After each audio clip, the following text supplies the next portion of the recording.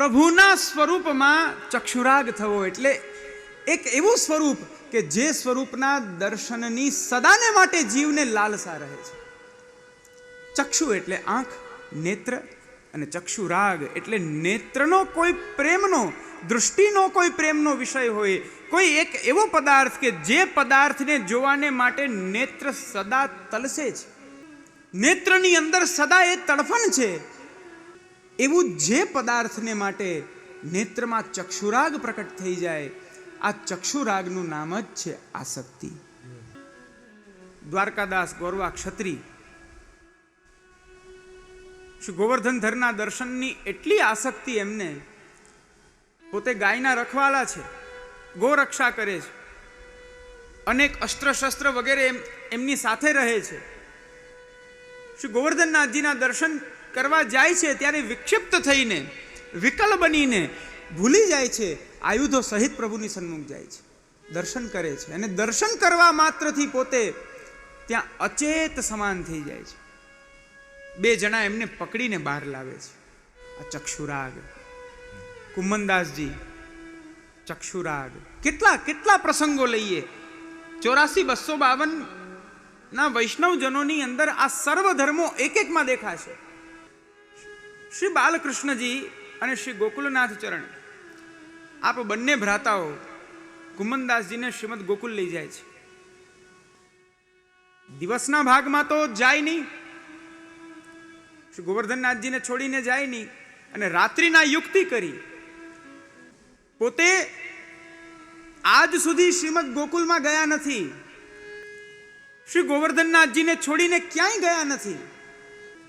રાત્રિના સમયે ભગવદ વાર્તાનો પ્રારંભ કર્યો, અને ભગવદ વાર્તા એવી છે કે અનવસરમાં ભગવદ લીલાનું ચિંતન થાય તો આવા પરમ આસક્ત જે જીવો છે તે દેહાનુસંધાન ભૂલી જાય છે, એમને પ્રપંચની વિસ્મૃતિ થઈ જાય છે, ભાન ભૂલી ગયા, અને યુગલ સ્વરૂપની પરસ્પર શૃંગારની લીલાનું વર્ણન કરતા કરતા ધીમેકથી શ્રી ગોકુલનાથ ચરણે એમનો હાથ પકડ્યો, અને ચાલતા ચાલતા ચાલતા શ્રી ગિરિરાજજીથી ઉતર્યા, અને સવાર થઈ ત્યાં તો ગોકુલ પહોંચ્યા. અને ત્યાં જ ખબર પડી કે અરે, હું તો શ્રી ગિરિરાજજી ઉપર નથી, પ્રભુને તો જાગવાનો સમય થયો છે, પ્રભુના કીર્તન કોણ કરશે? અને ત્યાંથી દોડીને નીકળે છે. શ્રી ગુસાઈજી આજ્ઞા કરે છે બાળકોને કે મેં આપને કહ્યું તું, કુમનદાસજી શ્રી ગોવર્ધનનાથજી વિના એક ક્ષણ નહીં રહી શકે. આપ અશ્વ લઈને આગળ પધાર્યા, પહેલી વાર એક તો ગોકુલ આવ્યા છે, એ પણ દેહાનુસંધાન ભૂલીને માર્ગમાં આવ્યા, એટલે રસ્તાની પણ ખબર નહીં. શ્રી પ્રભુચરણ શ્રી ગુસાઈજી આજ્ઞા કરે છે મારા અશ્વની પાછળ પાછળ આવો. ચક્ષુરાગ જોજો.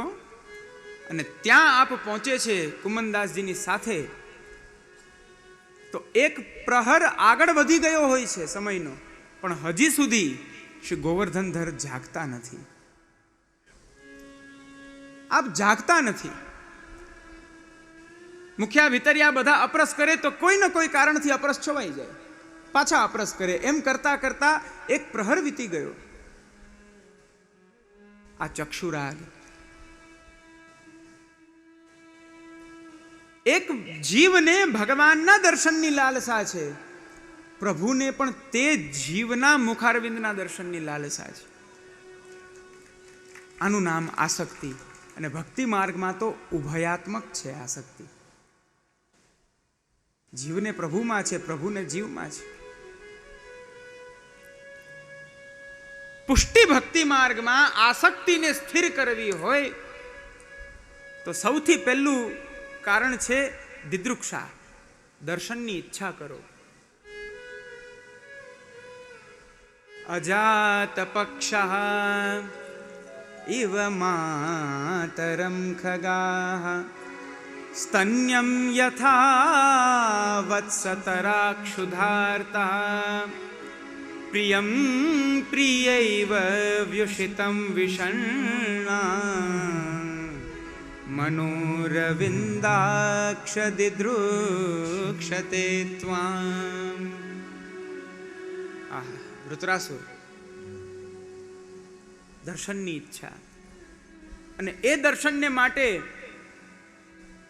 પોતે પ્રતીક્ષા કરે છે.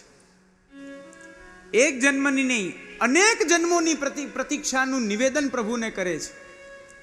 પ્રભુ, જ્યાં સુધી આપ દર્શન નહીં આપો, જ્યાં સુધી હું આપના દર્શન નહીં કરું, ત્યાં સુધી હું આપની પ્રતીક્ષામાં રહીશ. જેમ અજાત પક્ષા ઇવ માતરમ ખગાહ, પક્ષીના માળામાં હમણાં જ જન્મેલું એક અજાત પક્ષ કે જેને હજી પાંખ પણ નથી આવી, એવા નાનકડા એવા પક્ષીનું એક શિશુ, એ જેમ બહારથી આવનારી પોતાની માતા જે ચણ લઈને આવે અને અમારા બધાના મુખમાં મૂકે, જે રીતના એની માતાની તે પ્રતીક્ષા કરે છે, જેમ એક વાછરડું બહાર ચરવા ગયેલી પોતાની માતા એક ગાયની પ્રતીક્ષા કરે છે કે ક્યારે આ મારી માતા આવે અને એનું દુગ્ધપાન મને કરાવે. અને પ્રિયમ પ્રિયૈવ, જેમ એક પ્રિયતમા પરદેશ સ્થિત પોતાના પતિની પ્રતીક્ષા કરે છે, એ રીતના હે પ્રભુ, હું પ્રત્યેક જન્મમાં આપના દર્શનને માટે હું સદા આપની પ્રતીક્ષા કરીશ. ચક્ષુરાગ, શ્રી ગુસાઈજીએ બહુ સુંદર આજ્ઞા કરી છે. અહીંયા પહેલું દૃષ્ટાંત જે છે ને, એ દૃષ્ટાંતમાં એક દોષ છે. એ સામાન્ય અવસ્થાનો ચક્ષુરાગ છે, સામાન્ય અવસ્થાની આસક્તિ છે. જેમ એક પક્ષીનું નાનું શિશુ જેને હજી પાંખ નથી આવી અને માળામાં બેઠું છે, રાહ જુએ છે.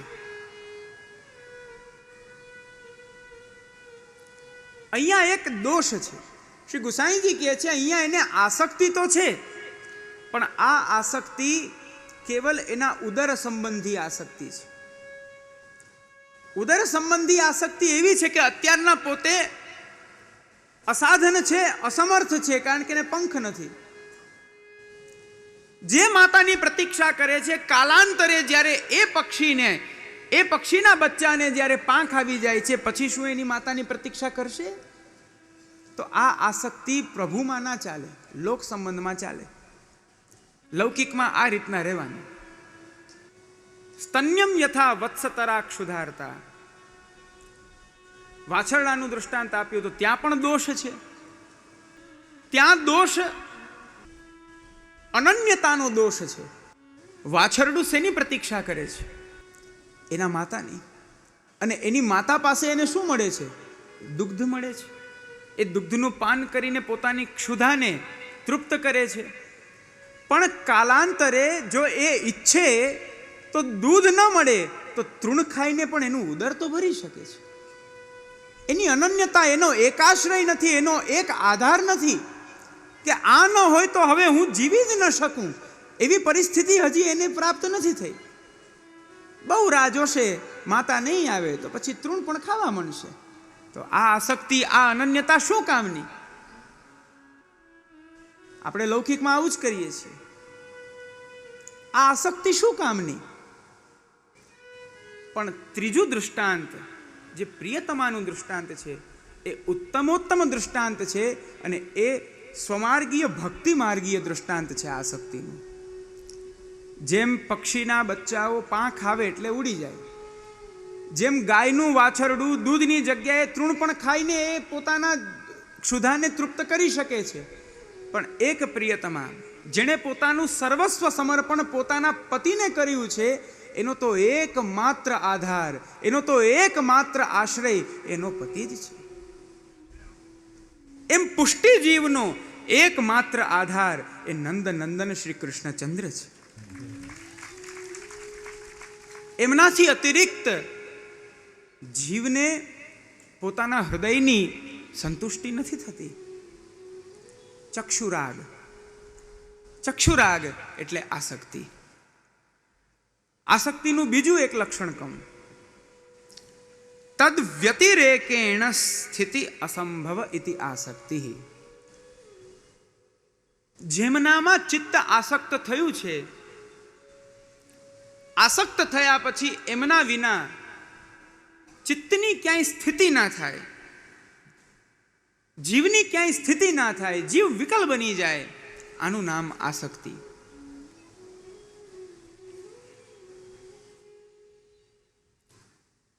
તન્મનસ્કાસ્તદાલાપાઃ તદ્વિચેષ્ટાસ્તદાત્મિકાઃ તદ્ગુણાનેવ ગાયન્ત્યો નાત્મા ગારાણિ સસ્મરુઃ.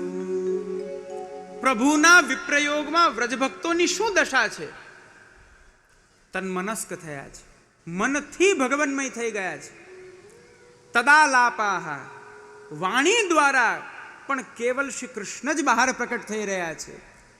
તદ્વિચેષ્ટાઃ, ચેષ્ટા દ્વારા પણ પ્રભુ જ ભાષિત થઈ રહ્યા છે. તદાત્મિકાઃ, ભગવન્મય થઈ ગયા છે, પ્રભુમાં ઓતપ્રોત થઈ ગયા છે. તદ્ગુણાનેવ ગાયન્ત્યઃ, અરે ગુણો પણ માત્ર ને માત્ર પ્રભુના જ ગાઈ રહ્યા છે. પ્રભુનો વિયોગ થયો, આવી મધ્યરાત્રિના પ્રભુ છોડીને પધાર્યા, કોઈ વાંધો નહીં, તો શું થયું? ચાલો પાછા ઘરે, જેમ આવ્યા તેમ ચાલ્યા જઈએ. નહીં, નાત્મા ગારાણી સસ્મરુઃ, એમણે પોતાના દેહ ગેહનું સ્મરણ પાછું નથી કર્યું, એનું તો વિસ્મરણ જ કર્યું છે. એમણે તો કેવલ પ્રભુનું ચિંતન કર્યું છે. આ આસક્તિનું સ્વરૂપ છે. બીજું એક આસક્તિનું લક્ષણ કહું. આપણા પૂર્વાચાર્યોએ એટલા સુંદર સુંદર ભાવ આસક્તિના બતાડ્યા છે. ચિત્તમ ભગવત સ્વરૂપે વ્યાસક્તમ લગ્નમ તદેક પરમ ભવતી ઇતિ આસક્તિ.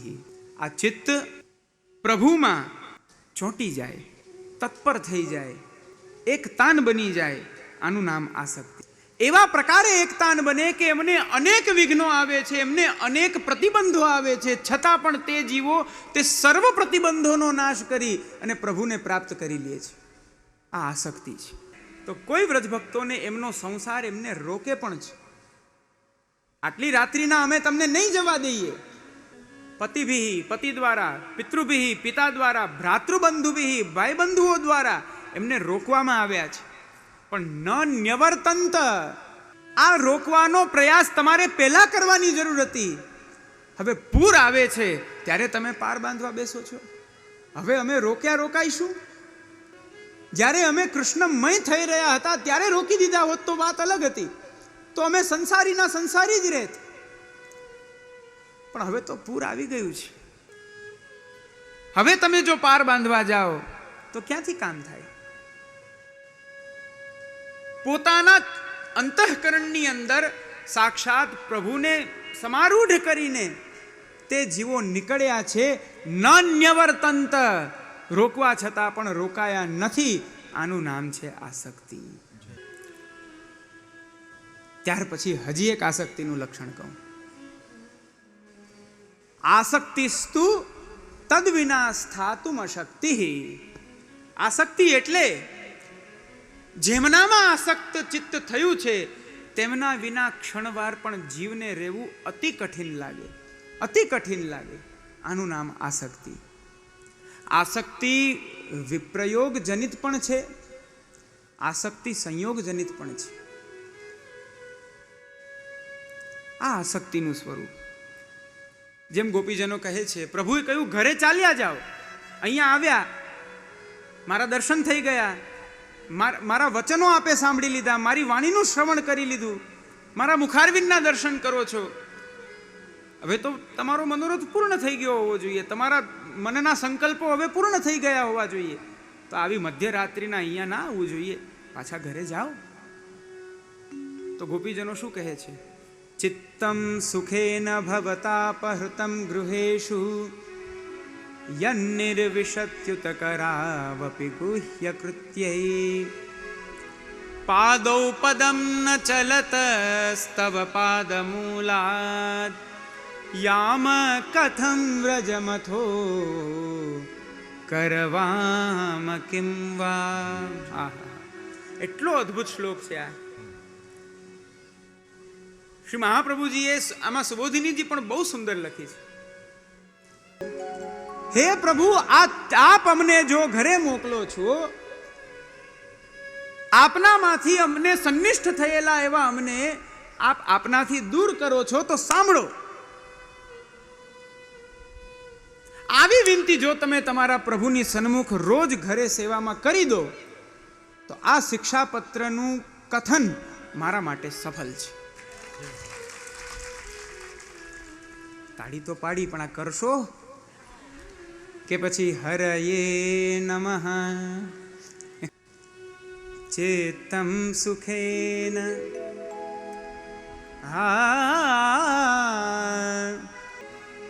હે પ્રભુ, જો આપ કહો છો કે ઘરે જાઓ, નહીં જઈ શકાય, કારણ આ ચિત્ત આપનામાં નહોતું, પેલા ઘરમાં જ હતું. ત્યાંથી લઈને આપનામાં કોણે લગાડ્યું? તો કોનો વાક? આ કરતા કોણ છે? આ અમે તો નથી. એવું ભાવન કરે છે કે હું પ્રભુને આધીન છું, હું અહર્નિશ પ્રભુને આધીન છું અને હું પ્રભુની કઠપુતલી છું. અને જેમ કઠપુતલીકાર જેમ એ કઠપુતલીના આંગળીથી નચાવે અને પેલી કઠપુતલી નાચે, એમ આપ ઈચ્છો એ રીતના મારી બધી ગતિ થાય છે. તો અમે સંસારમાં હતા, ત્યાંથી અમને ખેંચીને કોણ લઈ આવ્યું? પ્રભુ કે એમાં મેં શું કર્યું? મારું સ્વરૂપ જ એવું છે. કૃષ્ણ, કૃષ્ણ એટલે આકર્ષતી ભક્તાન કર્ષતી દુષ્ટાન. ભક્તોને આકર્ષિત કરીને જે પ્રભુ ભક્તોને આસક્ત કરે છે, દુષ્ટોને આકર્ષિત કરીને તે જીવોનો ઉદ્ધાર કરે છે. આ મારું સ્વરૂપ છે. કર્ષતી ચિત્તમ જીવાનામિતિ કૃષ્ણ. જે જીવોના ચિત્તને ખેંચે એનું નામ તો કૃષ્ણ છે. તો મેં શું કર્યું? તો એમાં મારો શું વાક?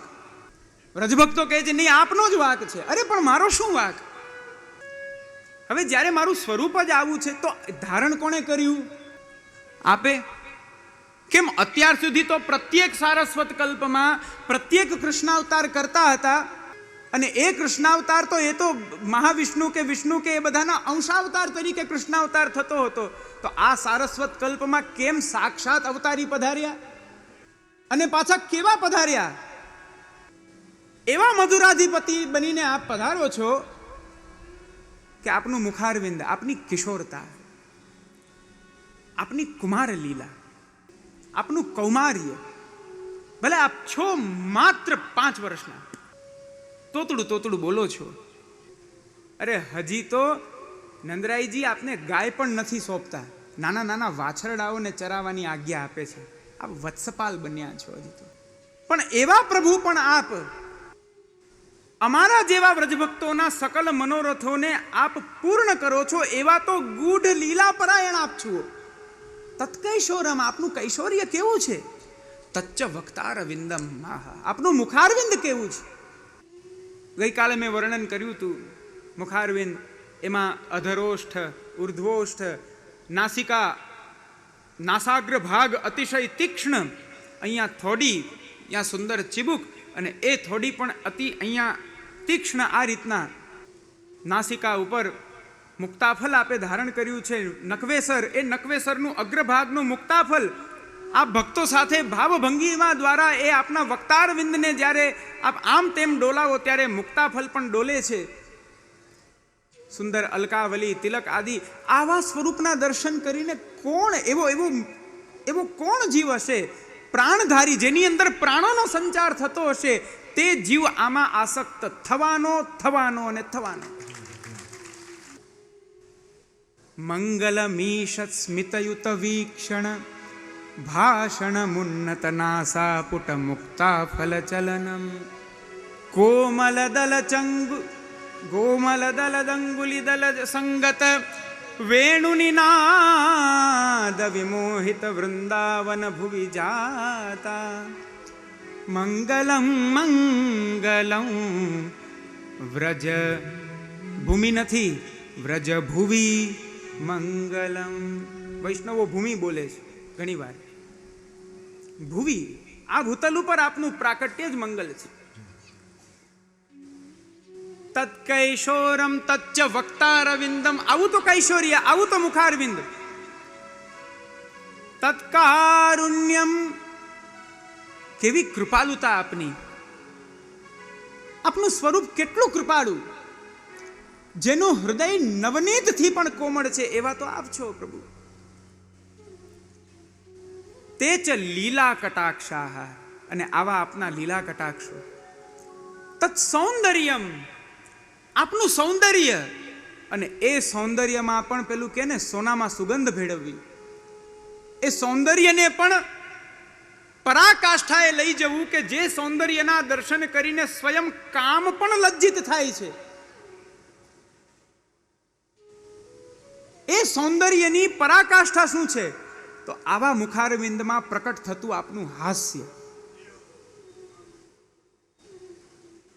સત્યમ સત્યમ દુર્લભમ દૈવતેપી, અમે સત્ય કહી રહ્યા છીએ, આ તો દેવોને પણ દુર્લભ છે. એવા પૂર્ણ પુરુષોત્તમ